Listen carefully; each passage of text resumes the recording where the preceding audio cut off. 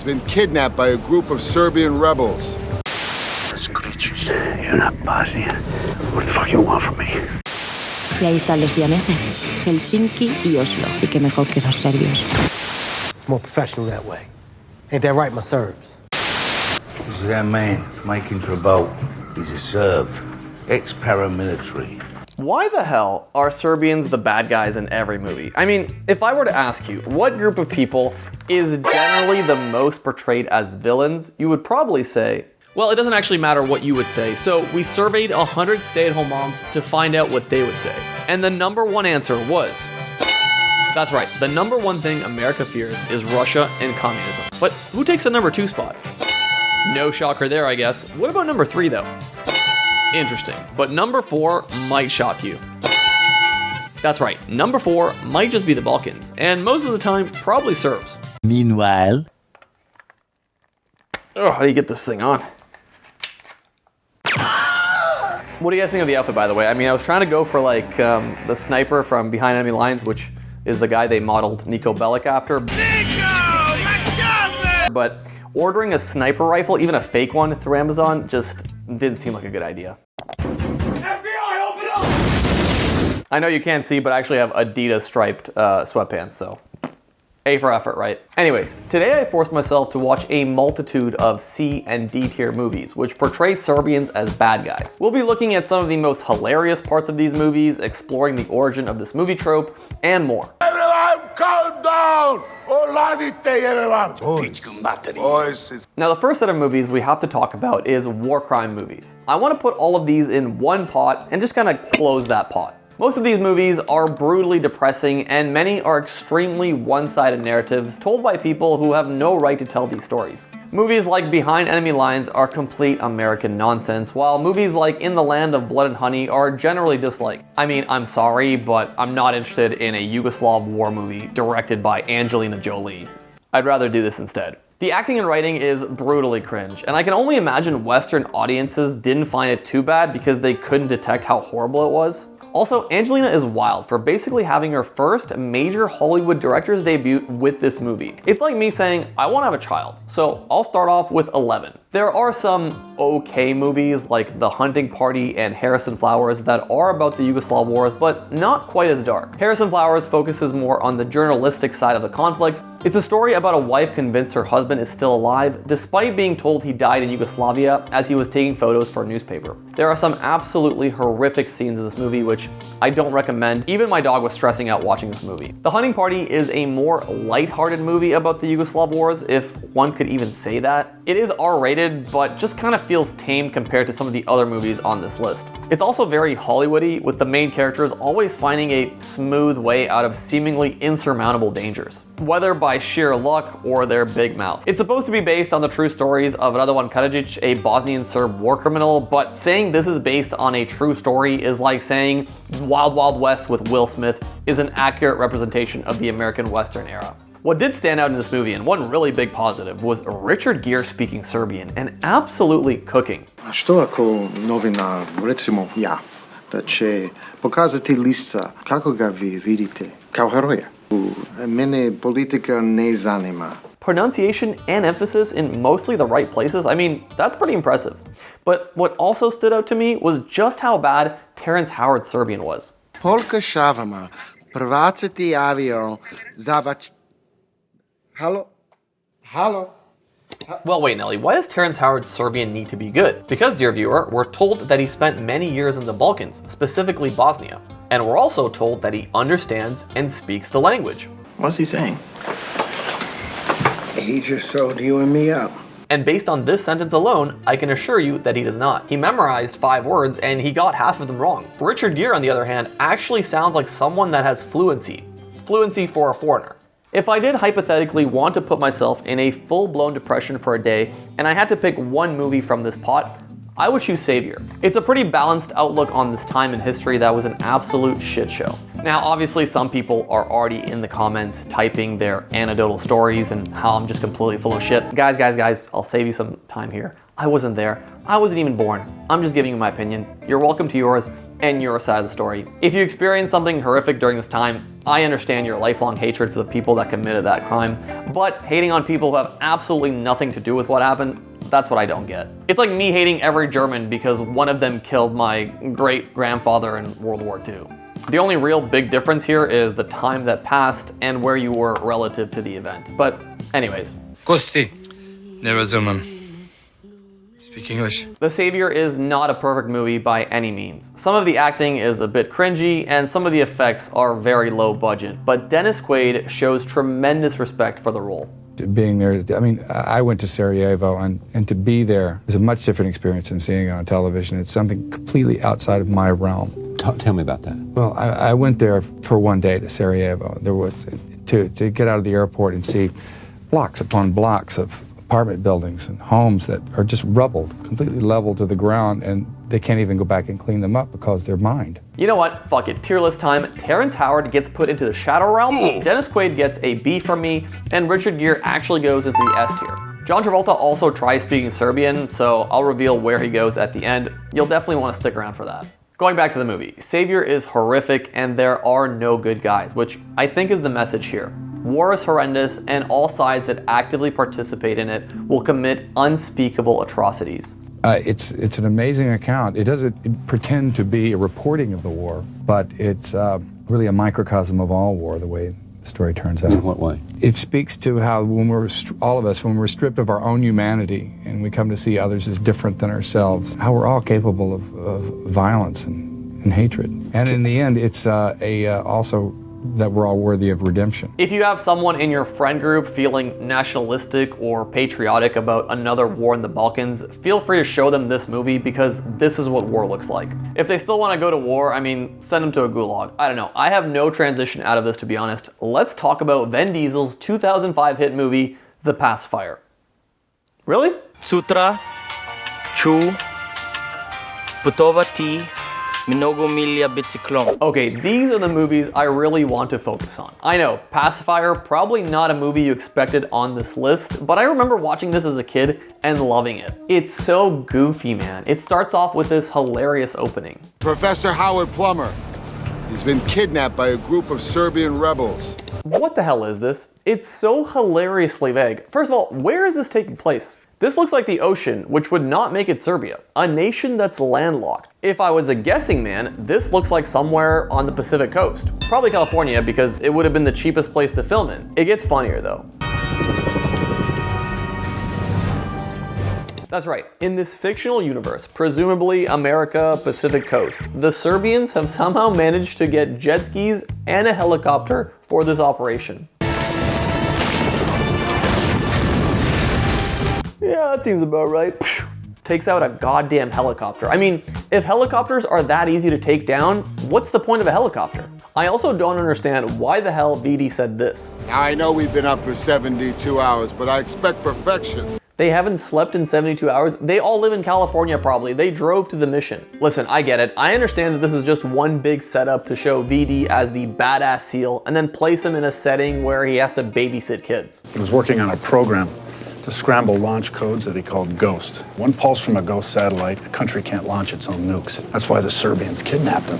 The plot of this movie is that the Serbians wanted this device made by this professor who they kidnapped that can apparently disable a country's nukes. Something modern day Russia or China wouldn't be able to do. Fortunately, this is the extent of Serbians being mentioned in this movie. The rest of the movie revolves around VD playing a tough guy while trying to babysit this family that just lost their scientist father. And of course, hilarity ensues. It's a funny movie, it's harmless, but it's the beginning of this movie trope, and the audience is slowly being conditioned that bad guys in movies equal Balkans, or more often than not, Serbs. This movie is a complete outlier compared to the other movies I mentioned. Painting Serbs as the bad guys because of what happened during the Yugoslav wars is within reason. Just like you can paint any of the nations or all of them if you're making a movie about that time period. The narrative in this movie is one that is completely outside the realm of possibility. Even if infinite multi-universes exist, this plot has never taken place in any of them. It simply came out of pure randomness. The worst part of this conditioning is the empire that's pumping out these movies, Hollywood. America good, totally not one of the most evil nations in human history. No one dare questions America's imperialism, which has led to deaths of millions and the displacement of tens of millions. Anyone that's an enemy to America is the bad guy. Welcome to Hollywood, kid. Where do you want us to send the check? I know it seems hilarious today, but this was kind of the generally accepted narrative 20 years ago.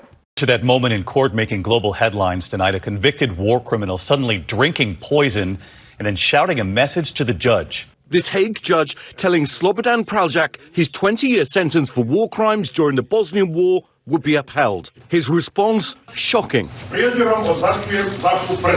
Stop, please. Oh, did I say upheld? I meant withdrawn. See, we have another war criminal coming in tomorrow, and his got upheld. Yours got withdrawn. Oh, boy. Is there a cure for cyanide pill? Oh, no, really? Nothing? That one's on me. My bad. Nah, I'm just fucking with you. Yours actually got upheld. Cyanide pill, probably the right call. All right, meeting adjourned. See you later, guys. Just ethnic skirmishes. Well, the Europeans haven't moved. It's right in their own backyard. They know what they're doing, don't they? Okay, super quick history lesson about the chaos that took place in the Balkans in the 90s. Many would say that Yugoslavia was held together by one man, Josip Broz Tito. Although some might disagree, Yugoslavia was a relatively prosperous country during Tito's reign. If you want to learn more about Yugoslavia's prime, check out this video I did with my friend Stefan. During this time, nations with different religious beliefs lived together in relative harmony under one banner. Once he passed in 1980, ethnic tensions which were simmering under the surface started bubbling up. The economy tanked, and political leaders in each republic started pushing nationalist agendas to gain support, especially in Serbia and Croatia. What happened after was the bloodiest conflict Europe had seen since World War II. Srebrenica genocide, Operation Storm by the Croatians, war crimes against Serbs in central Bosnia, Croatia's Leshva Valley ethnic cleansing of Bosnians, and the list goes on. These horrendous crimes were seen by the entire world and influenced many of the villains in these movies. Why specifically Serbs though? Stick around and I'll give you my opinion at the end. Kume bre, šta su ti uradili bre, kume bre? Pa šta su ti uradili bre, mamu im jebe bre, šta su ti uradili bre? Okay, now that you have the world's most basic explanation of the Yugoslav wars, let's talk about language. I have to say, it's nice that some movies try and make an effort to include the language. Casa De Papel has Helsinki and Oslo, the Serbian characters that speak Serbian throughout the movie. But funny enough, Spain doesn't give a f what they're saying. Subtitles are hilariously vague. It literally just says Helsinki speaking in his language. This doesn't surprise me as someone currently in Spain. Most Spanish people have zero idea about the Balkans or any interest in what's going on over there. Money Heist, as it's known in English, is a TV show that took over the world in 2017. It's one of Netflix's most popular shows ever, and one of the more important characters is Serbian. Spoilers, I guess, if you haven't seen it, the Serbians play a crucial role in the plot as they dig a tunnel under the central Spanish bank to help the robbers escape with billions of euros. Now this, we like. This is an interesting representation of Serb criminals because it's believable. Miss me with that nuke stuff or going up against the world's greatest superpower. Some bank thieves though? That we like. Here's why. For those that don't know, there's actually a real criminal group called the Pink Panthers, which was founded in Belgrade and consists of roughly 800 members. It's made up of Serbs, Montenegrins, Bosnians, Croatians, and so on. See, who says we can't get along in the Balkans? We just need a united goal. They are like a real-life GTA heist gang who have reportedly stolen from hundreds of stores, banks, and other luxury businesses in over 20 nations. It's reported that they've stolen over $500 million in cash and goods. When watching footage of their heists, it's truly insane. It looks like something that's only possible in movies and video games. Okay, let's go from a very plausible representation of Balkan criminals to a hilariously bad one. We have to talk about Killing Season, a movie where John Travolta looks like a Muslim Bosnian, has a Croatian last name, but he's supposed to be a Serbian veteran, and he's on the hunt for this American soldier he fought against during the Yugoslav wars. Alright guys, we got a lot of filming to do today. So John, remember, we're in Serbia, we're in a bar, we're in Belgrade. Take it from the top, my man. Cut. John, it's 4 words. Pa I ti si. Not a big deal. You're doing a great job. Why does he have pubic hair on his face? His idea, sir. Really? He said that's his interpretation of what a Serb looks like. He looks Muslim Bosnian. I mean, there's 20 Serbs on set. He doesn't look like any of them. Cut, John, Jesus Christ. You have like 4 lines of Serbian. Did you even look at the script? You know what, fuck it, just switch to English.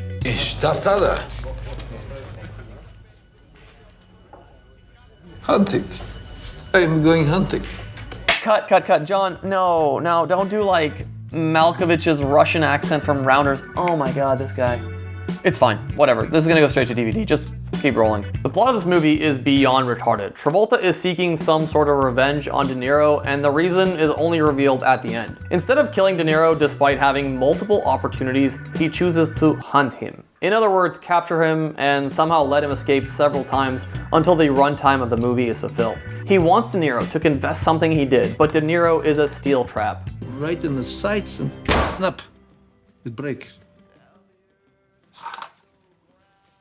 You're a weird duck. How am I supposed to take this seriously? The least convincing part of all of this is that Travolta brings Jaeger for them to drink and not rakia. I mean, these are basic things people know about Serbs. We drink rakia. I've been sipping some this entire time we've been filming. I interviewed about 25 Serbian and Bosnian and Croatian soldiers. It is the hunter's honor that he protects and preserves his game, hunts sportsmanlike, and honors the creator and his creatures. And I hired a very sophisticated vocal coach in the United States, and I have a very good Bosnian friend and a very good Serbian friend. Did you honor the creator and him? De Niro is a soldier that served in multiple US invasions and probably committed war crimes in each of them, as most American soldiers have under the false guidance of security and delivering freedom. De Niro and his battalion captured some Serbian soldiers who did some horrific things to civilians, and instead of taking them as POWs, they executed them in cold blood. I mean, okay, is that bad? Yes, but is it something that most people would frown upon? I don't think so.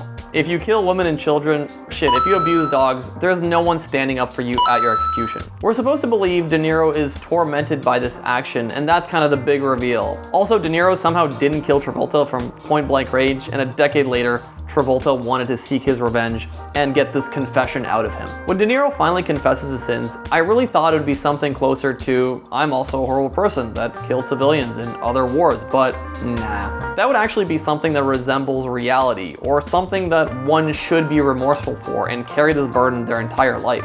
Spoilers, I don't even know why I'm saying this, I hope you don't watch the movie. Neither of these guys dies, but both of their careers do. I put Travolta's Serbian into the shadow realm with Terrence Howard. We've talked about unintentional comedies, but let's talk about good comedies. I Kinder spider de hunde, or in China, They Eat Dogs, is an interesting Danish film. Probably the highest IMDb rated film on this list.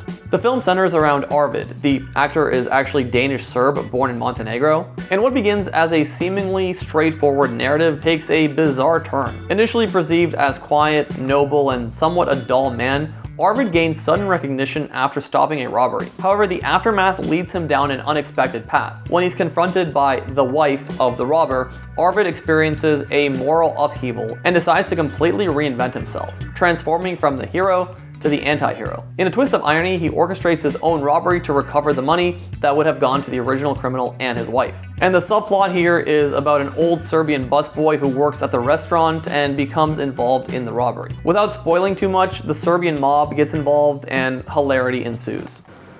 Kenjao za nešto navodno kao s nekom ženskom da je izašao, da je upoznao, znaš. Ovaj, brate, ovo malo pederče, malo mu je. Dajte mu ide maj kodma. All the characters make sense, they speak Serbian, they're well acted, and the dark comedy is on point. An extremely rare but believable representation of a Serbian. Granted, they still are portrayed as criminals, but I can actually believe this, unlike Travolta playing a Serb. Overall, it's a really unique movie with a pretty unpredictable plot and one big Tarantino-style ending which I really enjoyed. Some other notable mentions on this list include Ride Along, believe it or not, with Kevin Hart and Ice Cube. There's only a 2-minute scene where the mob boss is revealed to be Serbian. Kevin Hart plays Kevin Hart like in every single movie he's done. It's more professional that way. Ain't that right, my Serbs? Yes. It's a relatively forgettable movie, but it's watchable. I wish I could say the same for the next movie on our list. 2012's The Sweeney was torturous for me. How they made this movie last 2 hours is a spectacle within itself because I had trouble getting through the first 30 minutes. Nonetheless, one of the bad guys is Serbian. Right, this is our man, making Travolta. He's a Serb, ex-paramilitary. What kind of jabroni-ass name is that? I don't know a single Serb with either of those names. It's as cookie cutter as it gets in terms of a British crime drama. I found it as interesting as a colonoscopy livestream on YouTube and would not recommend it. I'm kidding, a colonoscopy on YouTube would be way more interesting. I'm sure there's many other movies that I've missed, and I'll get scolded in the comments for doing so, but these are the ones that stood out to me. The final question still remains. Why specifically Serbs? Well, if you're anti-Serb, you might say after the Yugoslav wars, the most convicted criminals by the ICTY were Serbian, and the crimes they committed were the most filmed and photographed, making them the easiest group to villainize and use as future bad guys in films. If you're pro-Serb, you might say the ICTY is completely biased and BS and backed by Western sources who have a distinct agenda and incentive to vilify Serbs and continue to destabilize this region. I don't know, my opinion time, it's gotten harder and harder to make Serbs the bad guys in movies, as people like Djokovic and Jokic have really elevated public opinions of Serbs. Social media has spread mostly positive representations of the culture as well. The addition of Partizan and Zvezda in EuroLeague basketball has been a shining light of positivity amongst basketball fans craving for the best experience in sports. That is becoming something of a bucket list item for sports fans from around the world. More eyes are on Serbia, and it's mostly positive. People are traveling to this part of the world to not only experience its sporting events, but rich culture, food, nature, and open people. Last time I was in Belgrade, it really felt warm and welcoming like other international hubs, which is a great thing to see. The era of Serbian bad guys in films came and went, but who's next in line? I don't know, but I'll be sitting back, sipping my rakia, and waiting to find out. To all my ex-Yugo villains, živeli. Sorry it took me 3 months to make this video.